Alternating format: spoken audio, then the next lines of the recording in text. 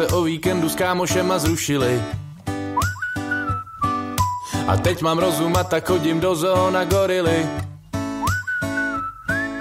Díky tomu necouram se městem na mol po ránu.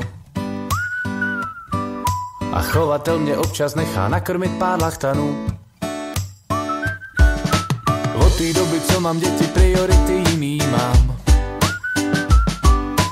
Co jsem kdysi nechal v baru, dneska jen za plíny dám. Dřív jsem chtěl být slavnej, lítat do vesmíru, měnit svět. A dnes už vím, že nejlepší je vzít rodinku na výlet. Jsem rodinný typ, mám to rád, neruš mě, jdu grillovat. Někdo píše statusy, já zalejvám kaktusy. Děcka vezmu na chatu, manželce dám vejplatu. Pak do rána vzrušený, čumím na sekačky zlevněný. V restauraci na obědě se servírkou laškuji. Z propitné ve výši 12 koruní pak věnuji. U stánku moje děcka nárok na kopeček zmrzliny. A na prohlídce zámku potom strávíme 3 hodiny. Dřív jsem vždycky o červeným Ferrari v garáži snil. Teď mám kombika z bazaru a za nic bych ho neměnil.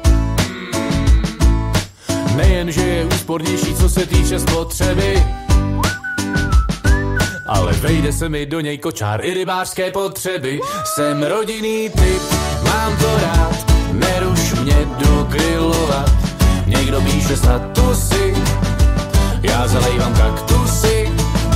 Děcka vezmu na chatu, manželce dám vejplatu. Pak do rána vzrušený, čumím na sekačky zlevněný. Hej ty frajere v sáčku, pojď si pro nakládačku. Plnej sklep jich tu mám, vypěstoval jsem je sám, byla dobrá sezóna. Jenom meruňky chytli plíseň, rodinný typ, mám to rád, neruš mě, jdu grillovat. Někdo píše statusy, já zalejvám kaktusy. Děcka vezmu na chatu, manželce dám vejplatu. Pak do rána vzrušený, čumím na sekačky zlevněný. Jsem rodinný typ, mám to rád, neruš mě, jdu grillovat. Někdo píše statusy,